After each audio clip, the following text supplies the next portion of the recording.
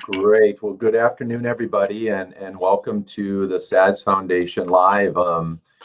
Amazing times we're in. My name is Mike Ackerman, and I've had the privilege of serving as president of the board for the Sudden Arrhythmia Death Syndromes Foundation and serving alongside Alice Laura, our chief executive officer. And so we're delighted to do this. I'm delighted to join you. Never done Facebook Live before. I'm not even sure I know what Facebook is, but we will do our best in this time of need to make you feel connected and see what questions are on your mind. And if you like what we're doing and you like this, and if it brings benefit, we'll probably do this same time, same channel next week. And I'm Michaela, who is going to sort of moderate this, is going to give us your questions. And Michaela, should we just take it away? I'm here in self-quarantine, called my office, all alone, and practicing physical distancing and starting to do telemedicine appointments with my amazing patients. So I'm here at Mayo Clinic in Rochester, Minnesota. And if you didn't know, I'm a genetic cardiologist devoted to families with genetic heart diseases like long QT syndrome and the other heart conditions that we at the SADS Foundation love to support. So I'm looking forward to your questions. So Michaela, let's get started. Great. I'm excited. Okay, so our first question is from Ann Taylor Karras. She says, I have 2 young boys, ages 8 and 3, and a husband on Nadolol, so beta blockers. I was wondering if the beta blockers are having the same effect of coronavirus patients as the ACE2 inhibitors. Do we need to worry about their medicine making them worse? My 3-year-old has some beta blocker response in his lungs and has some sounds when he gets sick. Yeah, and great question. I know you saw, obviously, with your question, some information about the ACE2 blockers or the angiotensin receptor blockers and so forth. I think bottom line, long QT patients are at no greater risk of coronavirus, of either getting it or having a more severe case of it than any other otherwise healthy young person. So no need to fear about that. The risk category is exactly the same. The long QT status, no matter what your genetic state is, doesn't change that. Your Nadolol beta blocker therapy is absolutely the right beta blocker to be on and to stay on. And so of all the things that we probably can and may concern ourselves with and be anxious about, I would set the anxiety meter on this particular issue at 0. So don't be anxious at all. Stay on your beta blocker and proceed with all of the other strategies that all of us are doing of physical distancing, washing our hands, and so forth. So great question, Ann. Thanks for getting us started with that one.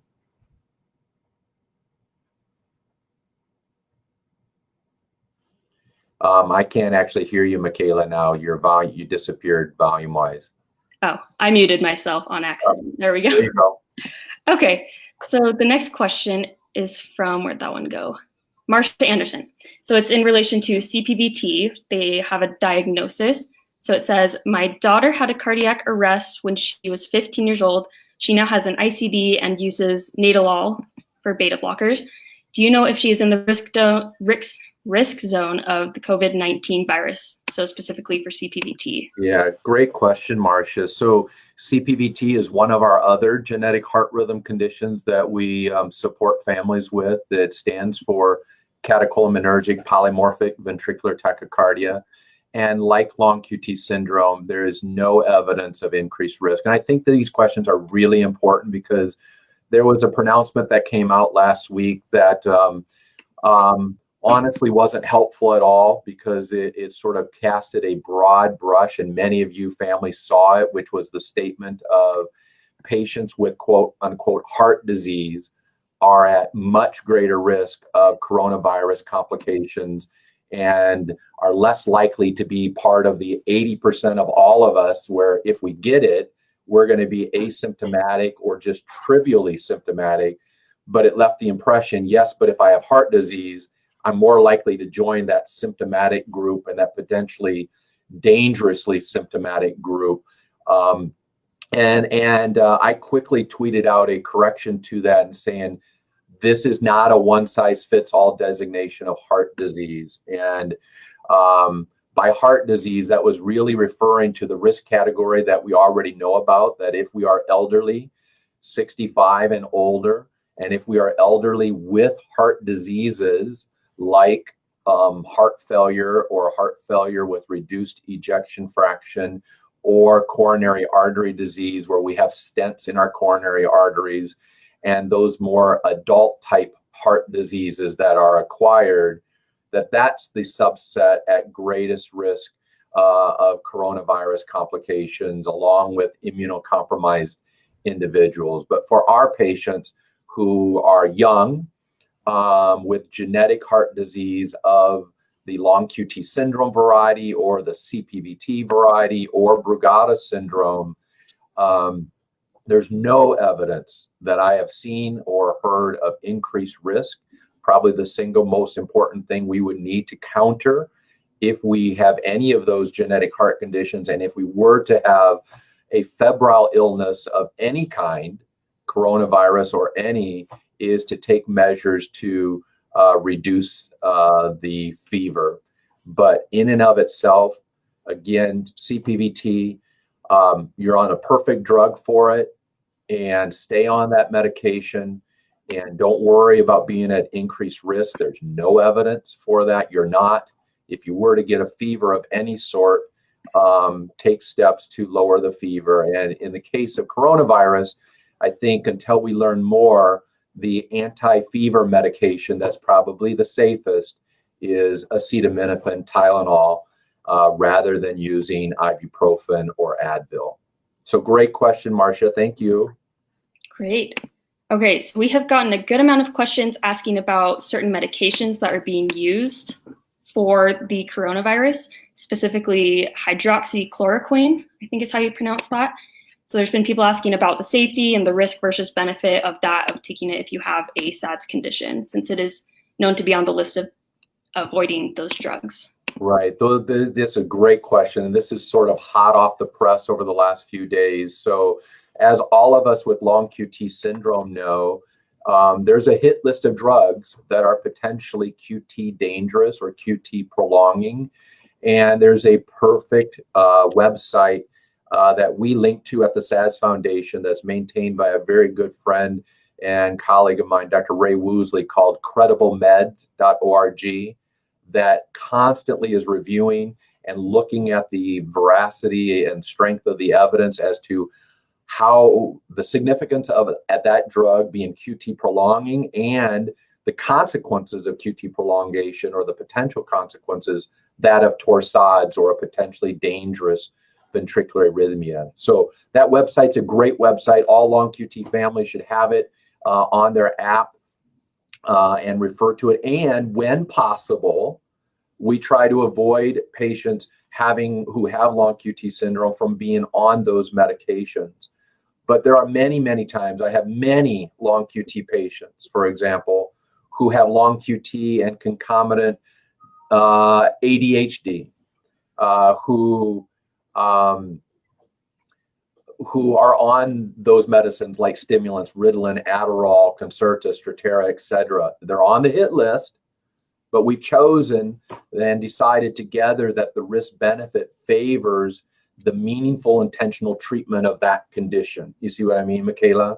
So this new one is a unique situation right now where we have hydroxychloroquine, also known as chloroquine, trade name Plaquenil, where this will be an incredible story if it turns out to be true, right? Where who would have thought that a medication that has been around for 80 years that's used to treat malaria, it's an anti-malarial drug. Our rheumatologist colleagues also use it to treat rheumatoid arthritis and other arthritic conditions, where that drug is an FDA approved drug for the indications of malaria and arthritis. There are very exciting early in vitro studies and an early clinical study out of France that suggests therapeutic efficacy with using that anti-malaria drug, hydroxychloroquine, for patients with coronavirus infection, coronavirus pneumonia, and so forth. The drug, like you said, is on the QT hit list.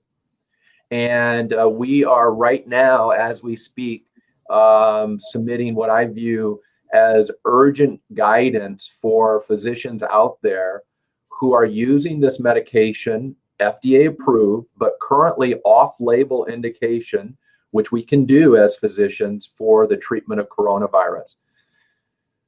There's two camps out there. There's one camp who says, if this works, who cares about the QT risk? Just treat everybody, and if a few people die suddenly from hydroxychloroquine-induced sudden cardiac death, so be it. I don't like that camp. There's the other camp who says, if it works, let's use it, but let's become QT aware of the QT vulnerable host and make sure we mitigate that potential risk with our countermeasures, whether it is having them on telemetry, whether it is making sure their potassium, magnesium is normal. So the bottom line is, if it works, and if a long QT patient, any patient for that matter, got coronavirus and their doctor thought that they would benefit from hydroxychloroquine, I don't think that the diagnosis of genetic long QT syndrome has to mean, sorry, you can't have this medication, it has a QT signal to it. I think what it does mean is, let's figure out how we can do it safely, how we can monitor it. And there are some incredibly exciting ways to monitor it for the QT reaction in a very simple, minimally invasive way.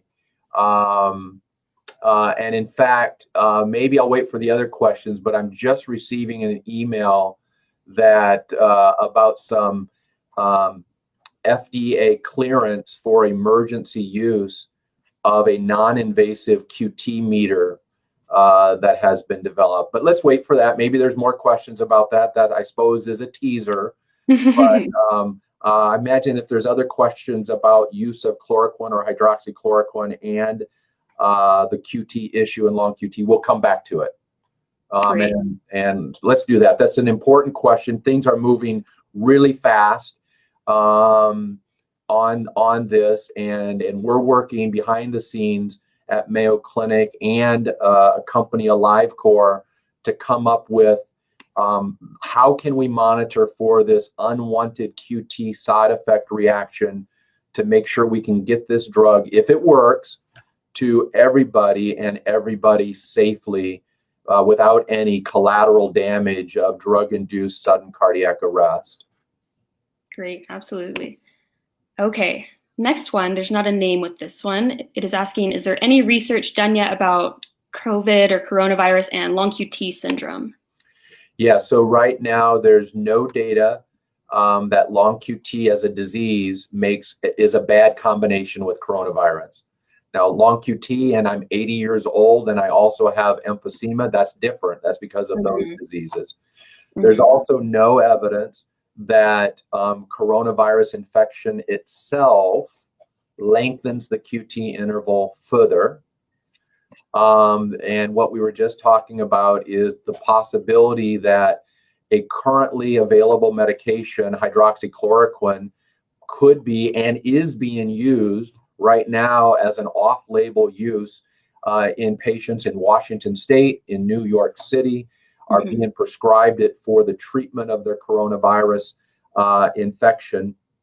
And that medication has QT prolonging potential to it. So we are working to find what's the best, easiest, minimally invasive way to identify the QT reactors, to identify the QT vulnerable, so that we can adjust the therapy, we can do counterattack to it, so we can keep it available for virtually every patient who the doctor thinks may benefit from this treatment right now.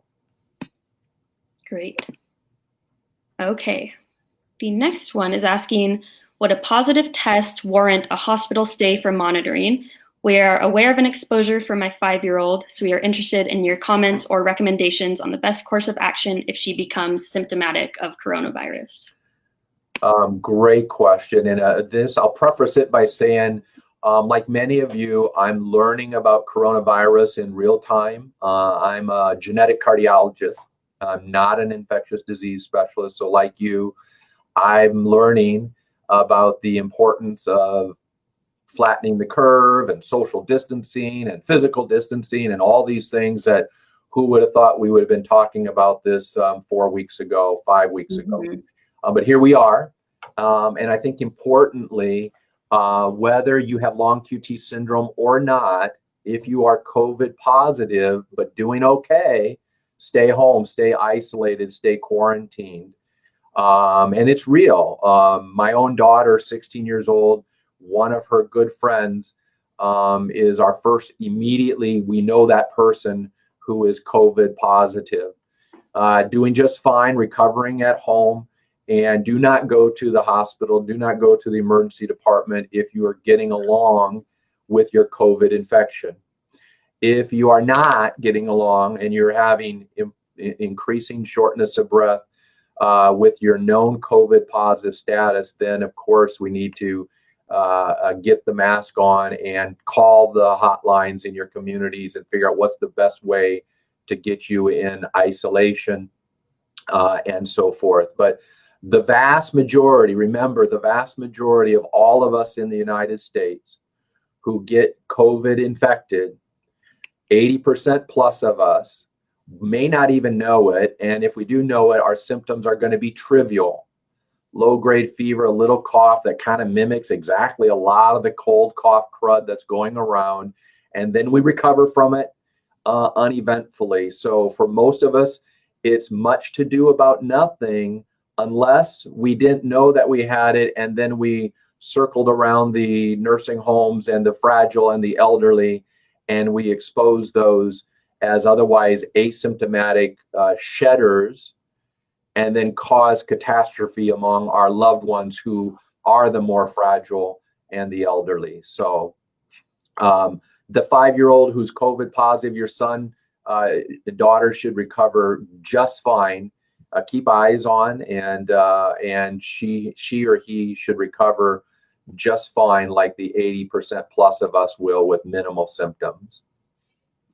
Great question. Yeah, great question. The next one is specifically about CPVT, but it may apply to other conditions. It is asking, do we need to be concerned about the potential for more malignant arrhythmias if we contract COVID-19 or develop a significant fever? Yeah, I don't know. We don't, honestly, great question. Honestly, we don't know what would be the COVID consequence if we have long QT, in the sense of we're not hearing of a bunch of long QT CPVT Brugada patients who are now concomitantly infected with coronavirus. So when I say there's no evidence, that's no evidence that I'm aware of a signal. Could you raise a good question of, could the febrile state that the coronavirus infection could bring about, could that make the CPVT or the long QT or the Brugada more twitchy, more agitable, or more likely to go into the long QT CPVT Brugada triggered danger rhythm?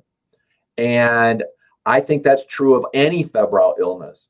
So any febrile illness, it makes good sense to take our anti-fever countermeasures and lower the fever pronto, not out of fear, but out of Boy Scout, be prepared. I was a Boy Scout, didn't make it to Eagle Scout. I should have.